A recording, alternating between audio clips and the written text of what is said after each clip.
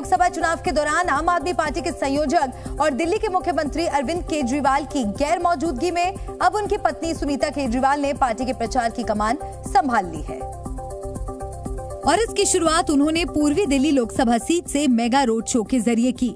सुनीता केजरीवाल के प्रचार में उतरने का सीधा मतलब ये माना जा सकता है कि जब तक अरविंद केजरीवाल जेल से बाहर नहीं आते तब तक उनकी जगह सुनीता केजरीवाल ही पार्टी के प्रचार की कमान संभालेंगी और मुख्य भूमिका में रहते हुए पार्टी के बड़े फैसले भी लेंगी। सुनीता केजरीवाल पार्टी उम्मीदवारों के लिए वोट मांगने के लिए प्रचार में उतरी। इस दौरान अरविंद केजरीवाल की गिरफ्तारी का विरोध भी किया गया। साथ ही दिल्ली की जनता से जेल का जवाब वोट से देने की भी अपील की गई। जिस तरह से उनको तानाशाहीपूर्ण रवैया अपनाते हुए गिरफ्तार किया गया, दिल्ली के लोग तैयार हो रहे हैं इस पूरे जेल का, इस तानाशाही का जवाब वोट से देने के लिए, और पूरी दिल्ली लड़ रही है। इस बीच बीजेपी ने अरविंद केजरीवाल के जेल में रहते हुए दिल्ली का सीएम बने रहने पर निशाना साधा और जनता को धोखा देने का आरोप भी लगाया। सुनीता केजरीवाल के इस पहले रोड शो में हजारों की भीड़ नजर आई, जिसे देखकर सुनीता केजरीवाल भी काफी खुश दिखीं और हाथ जोड़कर उन्होंने भी लोगों का अभिवादन किया। पूर्वी दिल्ली लोकसभा सीट के लिए किए गए इस चुनाव प्रचार में आम आदमी पार्टी के प्रत्याशी कुलदीप कुमार भी मौजूद थे।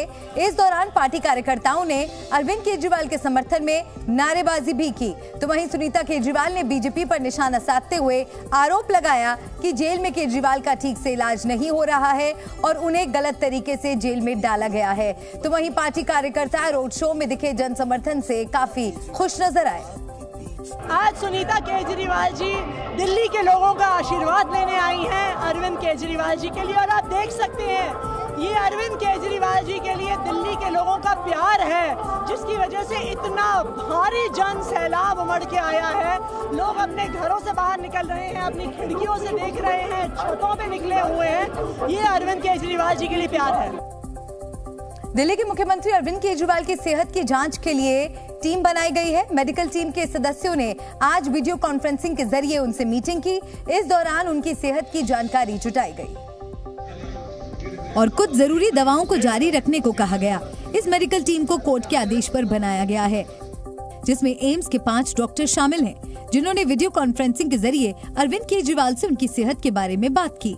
इस दौरान तिहाड़ जेल के 2 डॉक्टर भी अरविंद केजरीवाल के साथ जुड़े थे, जिन्होंने पहले से ली जा रही दवाओं को जारी रखने को कहा और इसमें किसी तरह का बदलाव नहीं किया गया। केजरीवाल को जेल में इंसुलिन की जो डोज लग रही थी उसे भी जारी रखने को कहा गया। केजरीवाल के साथ डॉक्टरों की ये मीटिंग करीब आधे घंटे तक चली और 7 दिन बाद अब मेडिकल बोर्ड दोबारा केजरीवाल की सेहत की समीक्षा करेगा। डॉक्टरों के मुताबिक फिलहाल केजरीवाल पूरी तरह से ठीक हैं। अरविंद केजरीवाल की गिरफ्तारी के बाद से ही बीजेपी और आम आदमी पार्टी में वार पलटवार का दौर जारी है और इस बीच दिल्ली बीजेपी ने आरोप लगाया कि सीएम केजरीवाल और उनके मंत्रियों के पास 3000 से ज्यादा फाइलें लंबित पड़ी हैं, जिससे राजधानी में विकास और प्रशासनिक काम रुक गए हैं। दिल्ली बीजेपी अध्यक्ष वीरेंद्र सचदेवा ने आरोप लगाया कि सीएम केजरीवाल को शासन की कोई चिंता नहीं है, क्योंकि कई जरूरी कार्यों से संबंधित 3000 से ज्यादा फाइलें मुख्यमंत्री और उनके दूसरे मंत्रियों के पास पिछले कई वर्षों से लंबित पड़ी हैं। हालांकि आम आदमी पार्टी ने बीजेपी के इन आरोपों को झूठा बताया और बीजेपी पर दिल्ली की जनता को गुमराह करने का आरोप लगाया। लोकसभा चुनाव के 2 चरण पूरे हो चुके हैं, लेकिन यूपी में कांग्रेस की परंपरागत सीट अमेठी और रायबरेली पर अभी भी सस्पेंस बरकरार है। हालांकि आज रात होने वाली कांग्रेस चुनाव समिति की बैठक में तस्वीर साफ हो जाएगी।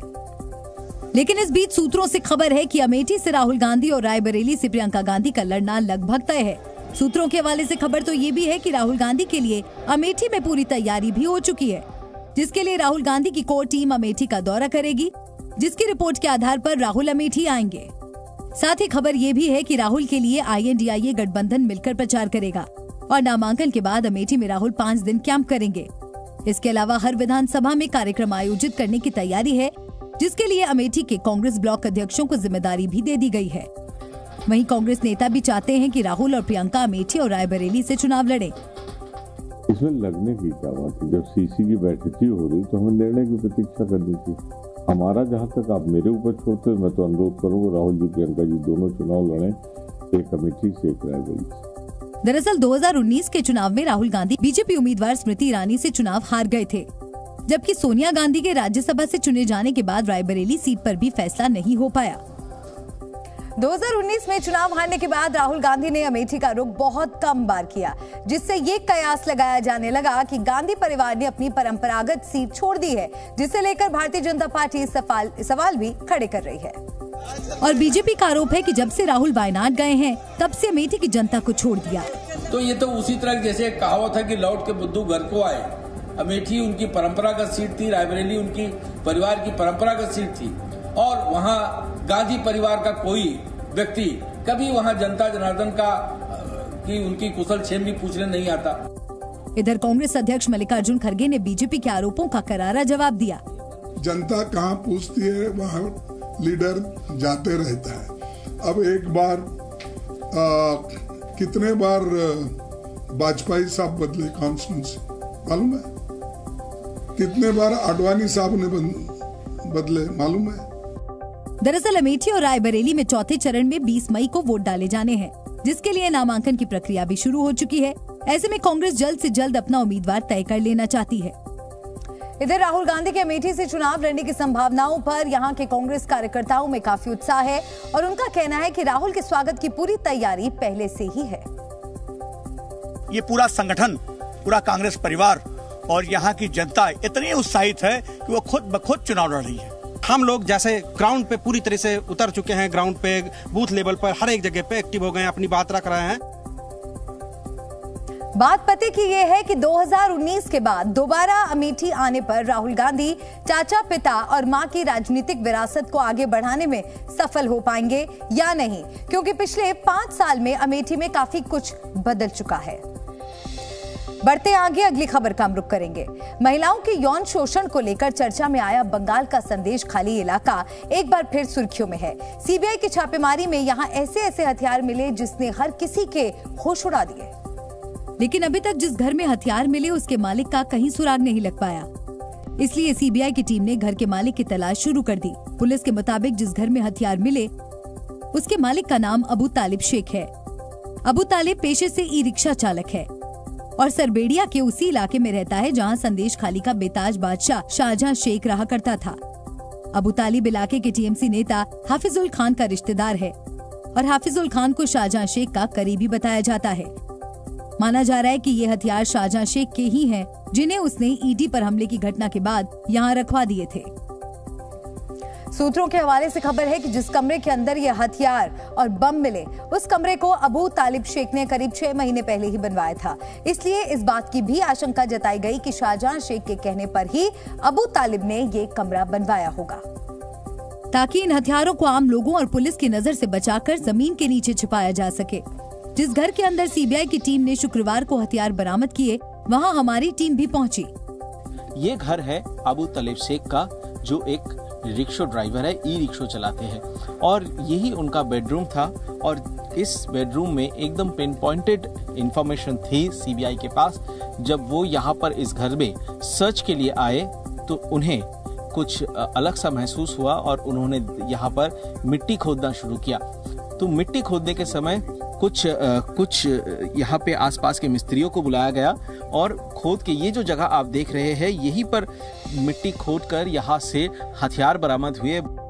अबू तालिब शेख के घर से जो हथियार बरामद हुए हैं उनमें 4 विदेशी पिस्टल, एक इंडियन रिवॉल्वर, एक पुलिस की कोल्ट रिवॉल्वर, एक देसी पिस्टल और 7 असलों के साथ 348 कारतूस भी बरामद हुए हैं, जिसमें 9mm के 120 और .45 कैलिबर के 50 कारतूस, .38 के 50 कारतूस और .32 के 8 कारतूस सहित भारी मात्रा में गोला बारूद शामिल हैं।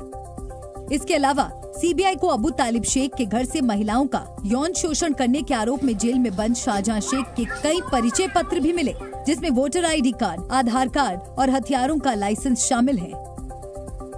सीबीआई की टीम अब इस बात का पता लगाने में जुटी है कि रिक्शा चलाने वाले मामूली से शख्स अबू तालिब शेख के पास इतने सारे हथियार आखिर कहां से आए, वो भी विदेशी हथियार।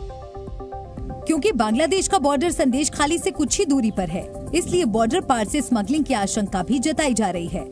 दूसरी तरफ जो सूत्रों से पता चल रहा है, क्योंकि ये जो इलाका है ये बांग्लादेश बॉर्डर के पास का इलाका है और जो हथियार यहाँ से बरामद हुआ, क्योंकि वहाँ पर फॉरेन मेड पिस्टल भी थे, रिवॉल्वर था, तो उसके लिए NIA की तरफ से भी इस घटना के बाद जांच किया जा रहा है। जांच एजेंसियां अब ये पता लगाने में जुटी हैं कि ये वही हथियार हैं जिनसे ईडी की टीम पर 5 जनवरी को हमला हुआ था, या फिर किसी और बड़ी घटना को अंजाम देने के लिए ये हथियार इकट्ठा किए जा रहे थे। ये हथियार किसके हैं और इनका इस्तेमाल कहां होना था, इसका पता लगाने में सीबीआई की टीम जुटी हुई है। हालांकि राज्य की सत्ताधारी पार्टी तृणमूल कांग्रेस ने चुनाव के बीच हुई सीबीआई की रेड पर आपत्ति जताई है। साथ ही साथ तृणमूल कांग्रेस ने इस मामले की चुनाव आयोग से भी शिकायत की। ममता सरकार ने चुनाव आयोग से मांग की है कि चुनाव खत्म होने तक बंगाल के किसी भी नेता के खिलाफ किसी भी तरह की होने वाली जांच पर रोक लगाई जाए। साथ ही साथ ममता सरकार ने आरोप लगाया कि सीबीआई ने बिना कोई नोटिस दिए वोटिंग के दिन रेड डाली, जो पूरी तरह गलत है। बंगाल के मुख्यमंत्री ममता बनर्जी का आरोप है कि बीजेपी चुनाव के दौरान राज्य को बदनाम करने की साजिश रच रही है। वहीं दूसरी ओर बीजेपी ने पलटवार करते हुए तृणमूल कांग्रेस पर आतंकियों को बचाने और देश विरोधी ताकतों के साथ मिले होने का आरोप लगाया। खाली झूठा बोलते हैं, इतना झूठा प्राइम मिनिस्टर मैंने कभी नहीं देखा, इतना जुमलाबाज पार्टी मैंने कभी नहीं देखा। खाली बंगाल को बदनाम करते हैं और बंगाल को बदनाम करते हैं, देश को बेचने चाहते हैं। इतने हथियार मिलते हैं। ममता सरकार को तो एक तरह से वहाँ राष्ट्रपति शासन लगा देनी चाहिए, जिस ढंग का कारनामा वो कर रहे हैं। बड़ी संख्या में हथियार मिलने के बाद बीजेपी अब पश्चिम बंगाल की मुख्यमंत्री ममता बनर्जी को गिरफ्तार करने की मांग उठा रही है। आगे बढ़ते हैं, अगली खबर का रुख करेंगे। गर्मियां शुरू होने के साथ ही एक बार फिर दक्षिण भारत पानी की कमी से जूझने लगा है। CWC यानी केंद्रीय जल आयोग की रिपोर्ट के मुताबिक दक्षिण भारत के जलाशयों की क्षमता बहुत तेजी से घटी है। रिपोर्ट कहती है कि आंध्र प्रदेश, तेलंगाना, कर्नाटक, केरल और तमिलनाडु में हालात खराब हैं। इन राज्यों के जलाशयों की क्षमता केवल 17% रह गई है। ये आंकड़ा पिछले साल इस समय के दौरान 29% से भी कम था। यही नहीं, पिछले 10 सालों की बात करें तो इन जलाशयों की औसत क्षमता 23% थी। दक्षिण भारत के जलाशयों का घटता जल स्तर सिंचाई, पेयजल और बिजली उत्पादन में चुनौतियां पेश कर सकता है।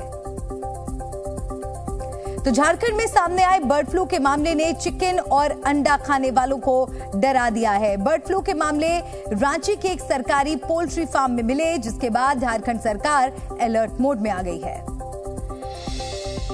वहीं मुर्गियों और बत्तख में बर्ड फ्लू का वायरस मिलने के बाद सरकारी पोल्ट्री फार्म होटवार में 1745 मुर्गियों, 450 बत्तख सहित करीब 2195 पक्षियों को मार दिया गया, जबकि इनके 1697 अंडे भी वैज्ञानिक तरीके से नष्ट कर दिए गए। राजधानी रांची के होटवार में H5N1 यानी बर्ड फ्लू की पुष्टि के बाद पूरा जो प्रशासनिक महकमा है वो अलर्ट मोड पर है और हम अभी जिस जगह पर मौजूद हैं वो कंटेनमेंट जोन बनाया गया है, यानी 1 किलोमीटर के दायरे में जितनी भी मुर्गियां, बतख या अंडे मिल रहे हैं, प्रशासन की टीम जो है उन्हें साफ तौर पर यहाँ पर लाकर डिस्पोज कर रही है। क्योंकि ये वायरस आम वायरस की तरह ही पशु पक्षियों के साथ साथ इंसानों को भी संक्रमित करने की क्षमता रखता है, इसलिए रांची के सरकारी पोल्ट्री फार्म में बर्ड फ्लू की पुष्टि होते ही वहां काम करने वाले पोल्ट्री फार्म के 2 डॉक्टर सहित 6 कर्मचारियों को क्वारंटाइन कर दिया गया। इसके अलावा पोल्ट्री फार्म के आसपास वाले इलाके को कंटेनमेंट जोन घोषित किया गया है।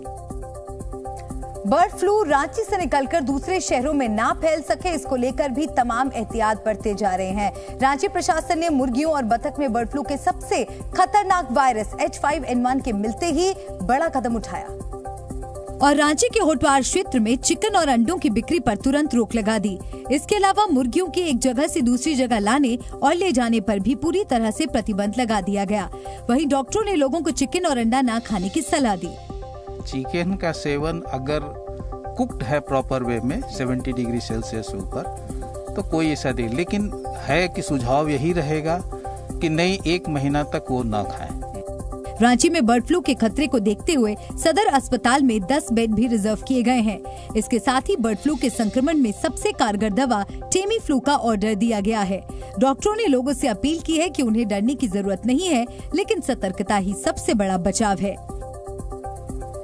आमतौर पर बर्ड फ्लू संक्रमित चिकन और अंडे के खाने से फैलता है। वहीं संक्रमित पक्षी के संपर्क में आने से भी इसके वायरस इंसानों को बीमार कर सकते हैं। ऐसे में हम आपको बताते हैं कि आप बर्ड फ्लू से संक्रमित हैं तो इसकी पहचान कैसे करें। तेज बुखार और गले में खराश बर्ड फ्लू के लक्षण हैं। इसके अलावा अगर आपको सर्दी, जुकाम और शरीर में दर्द है तो आप इसे भूलकर भी अनदेखा ना करें, क्योंकि ये बर्ड फ्लू के लक्षण हो सकते हैं। वहीं छाती में कफ और सांस लेने में दिक्कत है तो ये भी बर्ड फ्लू के ही लक्षण हो सकते हैं। वहीं जो व्यक्ति बर्ड फ्लू से संक्रमित होता है उसे भूख कम लगती है। इसके अलावा नींद ना आना, हड्डी और जोड़ों में दर्द रहना भी बर्ड फ्लू के लक्षण है। अब बढ़ेंगे आगे, बात मिशन महाराष्ट्र की। मिशन महाराष्ट्र पर पहुंचे प्रधानमंत्री मोदी ने आज कोल्हापुर में जनसभा की और कांग्रेस और विपक्ष पर जमकर निशाना साधा। प्रधानमंत्री मोदी ने कहा कि 2 चरणों के चुनाव में INDIA गठबंधन को झटका लगा है, जिसके बाद उन्होंने अपनी रणनीति ही बदल दी। कांग्रेस और इंडिया अलायंस ने देश विरोधी और नफरत की राजनीति के 2 सेल्फ गोल कर लिए हैं और इसलिए ये पक्का हो गया है फिर एक बार उन्होंने अपनी रणनीति बदल दी। इसलिए इंडिया अलायंस वालों ने खुलकर देश विरोधी एजेंडा और तुष्टीकरण के हथकंडों का इस्तेमाल करना शुरू कर दिया। और एक बड़ी खबर मिल रही है, सलमान के घर फायरिंग मामले में खबर, सभी आरोपियों पर मकोका लगाया गया। मुंबई पुलिस ने आरोपियों पर मकोका लगाया, 6 आरोपियों पर मकोका लगाया गया है। तो ये बड़ी खबर आपको बता रहे हैं, सलमान खान के घर फायरिंग मामले से जुड़ा ये बड़ा अपडेट है।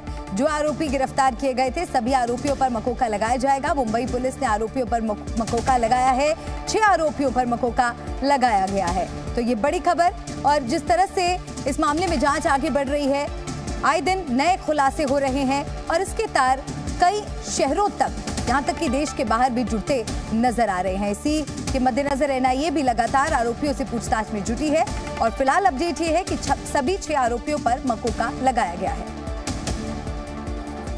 पिछले साल अमेरिका में 5 बैंक डूब गए थे। ऐसा लगा था कि अमेरिका की सरकार बैंकों के डूबने से पैदा हुई चुनौतियों से पार पा लेगी, लेकिन अमेरिकियों को एक बार फिर मायूसी हाथ लगी। दरअसल रेगुलेटर्स ने रिपब्लिक फर्स्ट बैंक की कमान अपने हाथ में लेकर इसे फुलटन बैंक को बेच दिया। फुलटन बैंक उसके सारे डिपॉजिट्स को ले लेगा और तमाम एसेट्स को खरीद लेगा। 31 जनवरी तक के आंकड़ों के मुताबिक रिपब्लिक फर्स्ट बैंक की कुल एसेट $6 अरब और डिपॉजिट $4 अरब था। दरअसल महंगाई पर काबू पाने के लिए जिस तरह से अमेरिकी फेड रिजर्व ने ब्याज दरों को बढ़ाया था, उससे बैंकों को काफी नुकसान हुआ। बैंक की कमाई उसके खर्चों की तुलना में काफी कम हो गई और वो डूब गए। किसी भी बैंक के डूबने की स्थिति में सबसे ज्यादा झटका उसमें अपनी गाढ़ी कमाई जमा करने वाले ग्राहकों को लगता है और वो किसी भी तरह अपने पैसे को निकालने में जुगत में लग जाते हैं। लेकिन एकदम से भारी निकासी का असर बदहाल बैंक को और जल्दी डुबोने का काम करता है। स्क्रैप माफिया रवि काना और उसकी महिला मित्र काजल झा को ग्रेटर नोएडा पुलिस ने कोर्ट में पेश किया, जिसके बाद कोर्ट ने दोनों को 14 दिन की न्यायिक हिरासत में भेज दिया। पुलिस को लंबे समय से रवि काना की तलाश थी। हालांकि उसके गिरोह के कई सदस्य पहले ही गिरफ्तार किए जा चुके थे, लेकिन रवि और उसकी महिला मित्र काजल झा लगातार फरार चल रहे थे। पुलिस को पहले ही शक था कि रवि देश छोड़कर कहीं भाग गया है। यही वजह थी कि उसके खिलाफ रेड कॉर्नर नोटिस और लुकआउट नोटिस जारी किया गया था, जिसके बाद रवि काना की मुश्किलें और बढ़ गई थी। रवि काना और उसकी महिला मित्र काजल झा पर 50-50 हजार रुपए का इनाम था। रवि काना गैंगरेप और गैंगस्टर के कई मामलों में आरोपी है। पाकिस्तान से भारत आई सीमा हैदर और उसके पति सचिन मीणा की मुश्किल बढ़ती नजर आ रही है। गौतम बुद्ध नगर की अदालत ने सीमा हैदर के पाकिस्तानी पति गुलाम हैदर को कोर्ट में हाजिर होने का आदेश जारी किया है, जिसके बाद बताया जा रहा है कि सीमा हैदर का पाकिस्तानी पति गुलाम हैदर 10 जून को भारत आ सकता है और सूरजपुर सेशन कोर्ट में अपना पक्ष रख सकता है। गुलाम हैदर ने भारत में अपने वकील के जरिए सीमा हैदर, सचिन मीणा और उनके वकील एपी सिंह पर मानहानि की याचिका दायर की थी, जिसके बाद कोर्ट ने इन तीनों के अलावा शादी कराने वाले पंडित को भी 27 मई को कोर्ट में हाजिर होने का आदेश दिया है। सूरजपुर सेशन कोर्ट में गुलाम हैदर की ओर से दायर याचिका में सीमा हैदर और सचिन मीणा की शादी को गैर कानूनी बताया गया है और सीमा हैदर पर बिना तलाक लिए दूसरी शादी करने का आरोप लगाया है। इसके अलावा याचिका में गोद लेने की प्रक्रिया और धर्म परिवर्तन को भी लेकर सवाल उठाए गए हैं। सीमा हैदर ऑनलाइन गेमिंग ऐप के जरिए भारतीय युवक सचिन के संपर्क में आई थी और नेपाल के रास्ते अपने बच्चों के साथ अवैध तरीके से भारत आकर उसने सचिन से शादी कर ली थी। इस शादी का विरोध कर रहे सीमा हैदर के पाकिस्तानी पति गुलाम हैदर की 10 जून को कोर्ट में गवाही होने वाली है और अगर कोर्ट में गुलाम हैदर के आरोप साबित होते हैं तो सीमा और सचिन दोनों को 2-2 साल की सजा भी हो सकती है। आइए बढ़ते आगे, कुछ और खबरों का रुख करेंगे। जम्मू कश्मीर के रामबन में जमीन धंसने से हालात इतने बिगड़ गए हैं कि उसे संभालना प्रशासन के लिए चुनौती बन गया है। बताया गया कि 3 से 4 किलोमीटर के इलाके में धंसी जमीन में बड़ी बड़ी दरारें पड़ गईं, जिसकी चपेट में आए 50 से ज्यादा मकान गिर गए और कई मकानों में बड़ी बड़ी दरारें पड़ गईं। मकानों का बड़ा हिस्सा टूटकर गिर गया और उसका मलबा चारों तरफ फैला नजर आया। तस्वीरों को देखकर ऐसा लगा कि मानो वहां कोई बड़ा भूकंप आया हो जिससे ये तबाही फैली हो। वहीं सड़कों का हाल तो और भी बुरा नजर आया। जगह जगह सड़कें धंस गईं और उनमें दूर दूर तक लंबी दरारें नजर आईं। वहीं पहाड़ों के बड़े हिस्से भी दरक गए, जिसकी वजह से जमीन खिसक गई और कई पेड़ टूटकर वहां बिखरे नजर आए। सड़क पर पहाड़ से गिरे मलबे की वजह से वहां आने जाने के रास्ते भी बंद हो गए। इस तबाही से रामबन गुल रोड भी पूरी तरह से बर्बाद हो गई। सड़क पर बड़ी बड़ी दरारें पड़ गईं और पूरे रास्ते में उसका मलबा फैला नजर आया। जमीन धंसने से हुई तबाही का सीधा असर वहां आवाजाही पर पड़ा और वहां मौजूद 60,000 की आबादी का आसपास के इलाकों से पूरी तरह से संपर्क कट गया, जिससे लोगों तक मदद पहुंचाना भी मुश्किल हो गया। वहीं जमीन धंसने की वजह से बिजली के 4 बड़े टावर भी गिर गए। साथ ही रिसीविंग स्टेशन को भी भारी नुकसान पहुंचा, जिसकी वजह से पूरे इलाके में बिजली की सप्लाई बंद हो गई। वहीं जब जी मीडिया की टीम लोगों से उनकी परेशानी के बारे में बात कर रही थी, ठीक उसी समय वहां जमीन धंसने से बिजली के खंभे भी गिरे, जिसकी वजह से लोग अपनी जान बचाकर भागते भी नजर आए। यार हमें भागना ही पड़ेगा, गिर रहा है यार, निकलो यार आगे। अरे वो बेसिकली वो जो तार है ना वो गिर रही है, खंबा गिर रहा है, खंबा। हालात इतने खराब थे कि वहाँ मौजूद लोग दहशत में नजर आए। आप लोग बहुत चिंता में सर, 3 दिन से चिंता में पड़े हम। हमारे जो इस तार के अंदर 440 kV के अंदर जो घर आ रहे हैं, 20 घर लपेट में आ रहे हैं, जिसको बहुत जान खतरे में पड़ी है। हम रात को पूरी रोड पे बैठे हुए थे और पूरी रोड पे बैठ के रात गुजारी हमने। अभी भी रोड धंस रही है, अभी भी पूरी रोड धंस रही है और तारें टूट रही हैं। लोगों ने बताया कि जमीन धंसने से कई गांव इसकी चपेट में आए हैं। रामबन के परनोट इलाके में आई इस तबाही की वजह से वहां मौजूद गांव के करीब 60,000 की आबादी को भारी परेशानियों का सामना करना पड़ रहा है। मुश्किल हालात में लोग अपना घर छोड़ने को मजबूर दिखे और जिसके हाथ जो लगा वो अपना सामान लेकर घरों से निकल पड़े। बताया गया कि इस तबाही में कई लोगों का पूरा सामान तबाह हो गया। गांव के गांव खाली हो गए और डरे सहमे लोग सुरक्षित जगहों पर जाने को मजबूर दिखे। जिस जगह जमीन धंसी वहां 300 से ज्यादा की आबादी पूरी तरह से प्रभावित हुई। ये पेड़ हैं, बड़े बड़े दरख्त हैं, वो यहाँ पर धंस रहे हैं। आगे का जो एरिया है करीबन 1 से 1.5 किलोमीटर का जो रोड है वो पूरी तरह से यहाँ पर धंस चुका है। और इसके अलावा अगर बात करें तो 300 से ज्यादा आबादी फिलहाल के लिए भी जो है वो पूरी तरह से अफेक्ट हुई है। वहीं भूविज्ञान विशेषज्ञ ने जमीन धंसने की वजह बहुमंजिला इमारतों के निर्माण को बताया। कंस्ट्रक्शन एक्टिविटीज हो रही हैं तो लोगों को अवेयर किया जाए, उनको इन्फॉर्म किया जाए कि भाई किस किस्म की एक्टिविटीज की जाए। और सबसे इम्पोर्टेंट चीज है जो वाटर ड्रेनेज है वो प्रॉपर वे में मैंने देखा है गाँव में, मैं विजिट भी किया हूँ, तो वाटर ड्रेनेज का जो है वो चैनलाइज प्रॉपरली उसको चैनलाइज नहीं किया जाता है। वो एक मेजर काज जो मुझे लगता है हो सकता है यहाँ। वहीं कई लोगों ने बताया कि ऐसी तबाही उन्होंने पहले कभी नहीं देखी थी, जिसकी वजह से उन्हें अपने आशियाने छोड़ने पर मजबूर होना पड़ा। रामबन में आई इस तबाही पर प्रशासन पूरी तरह अलर्ट नजर आया। मौके पर पहुंची एनडीआरएफ और एसडीआरएफ की टीमों ने फंसे लोगों को रेस्क्यू कर सुरक्षित जगहों पर पहुंचाया, जहां उनके रहने और खाने पीने का भी इंतजाम किया गया। इस दौरान लोग बेहद परेशान नजर आए। सब कुछ चला गया, कुछ भी नहीं बचा, सब कुछ घर खत्म हो गए, 3 घर थे, तीनों के 3 खत्म हो गए, कुछ भी नहीं बचा है, सिर्फ यही कपड़े लगाने वाले और कुछ नहीं बचा है हमारे लिए, कुछ भी नहीं बचा है, सब चला गया। वहीं कई लोगों ने समय पर प्रशासनिक मदद न मिलने का आरोप लगाया, जिसे वहां मौजूद अधिकारियों ने नकार दिया। कह रहे कि पहले से ही काफी बार जो है वो कहा गया था प्रशासन को, पर मदद नहीं पहुंची। बिल्कुल मदद इमीडिएटली जहाँ पे पहुंची है। हम परसों से रात से पूरी डिस्ट्रिक्ट एडमिनिस्ट्रेशन जहाँ पे है, खाने पीने से लेकर दवाई तक सारा इंतजाम इनके लिए है। रामबन में जोशीमठ जैसे हालात देखकर लोग डर के साए में हैं। वहीं अभी भी रह रहकर धंस रही जमीन से वहां दहशत का माहौल बना हुआ है। बात पते की ये है कि जोशीमठ के बाद रामबन में जमीन धंसने की घटना पहाड़ी इलाकों में तबाही का बड़ा संकेत है। वहां तेजी से हो रहे निर्माण कार्य और पानी की निकासी की सही तकनीक का न होना बड़ा कारण माना जा रहा है, जिस पर ध्यान देने की जरूरत है। उत्तराखंड के कई इलाके इस समय जंगलों में लगी आग से बेहाल हैं। उत्तरकाशी, टिहरी और नैनीताल में आग से कई किलोमीटर का इलाका जलकर खाक हो गया, जिससे वन संपदा को भारी नुकसान हुआ। साथ ही लोगों की परेशानियां भी बढ़ गईं। बागेश्वर इलाके में लगी आग इतनी बेकाबू हो गई कि उस पर काबू पाना प्रशासन के लिए चुनौती बन गया। कई किलोमीटर तक जंगल पूरी तरह से जलकर खाक हो गए। इस दौरान दमकल विभाग के कर्मचारी आग पर काबू पाने की कोशिश करते नजर आए। उधर हल्द्वानी के जंगलों में लगी आग भी भीषण नजर आई। इस आग की वजह से कई पेड़ और मकान जल गए।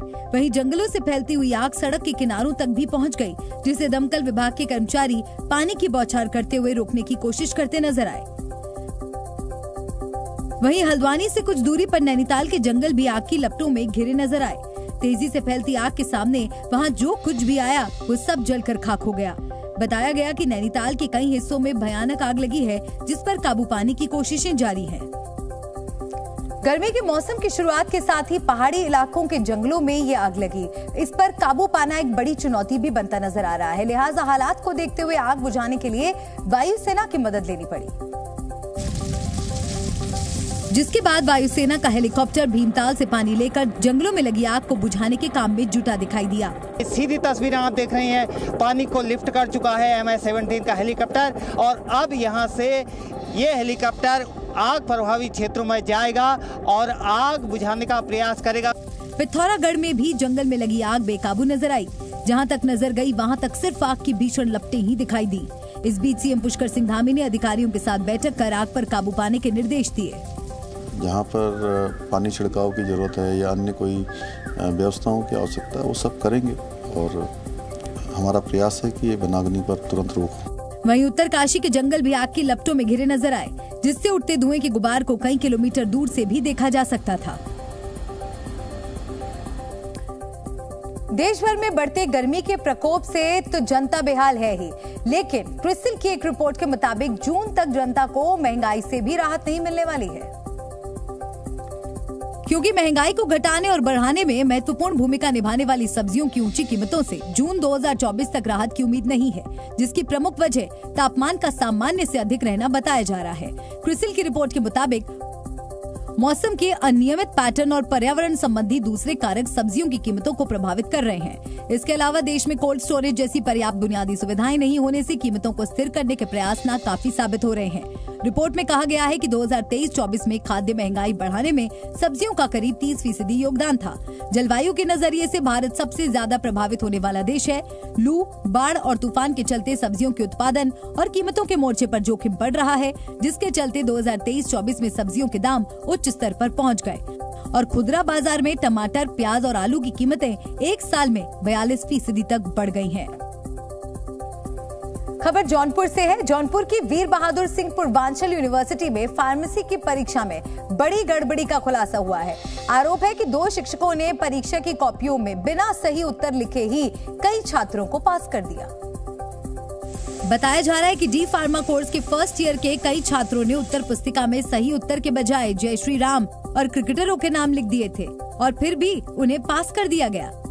इस पूरे मामले का खुलासा सूचना के अधिकार के तहत मांगी गई जानकारी के बाद हुआ, जिसे यूनिवर्सिटी के पूर्व छात्र ने दाखिल किया था और राज्यपाल को चिट्ठी लिखकर कई छात्रों की कॉपियां निकलवाने और फिर से मूल्यांकन की मांग की थी, जिसके बाद राज्यपाल ने जांच कमेटी बनाकर कॉपियों की फिर से जांच करने के आदेश दिए थे। उत्तर पुस्तिकाओं की दोबारा जांच में नंबर देने में अनियमितता सामने आई।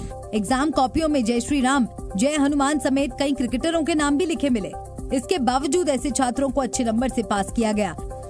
मामले का खुलासा होने के बाद कुलपति वंदना सिंह ने राज्यपाल से कॉपी चेक करने वाले 2 शिक्षकों को निलंबित करने की सिफारिश की है। दोनों शिक्षकों पे कार्रवाई तो जरूर होगी। अब हमारी परीक्षा समिति की टर्मिनेशन की ही परीक्षा समिति ने संस्तुति की है। ये कठिन निर्णय जो हम लोग ले रहे हैं, इससे मेरे ख्याल से ऐसा फिर से रिपीटिशन नहीं होगा। जी न्यूज़।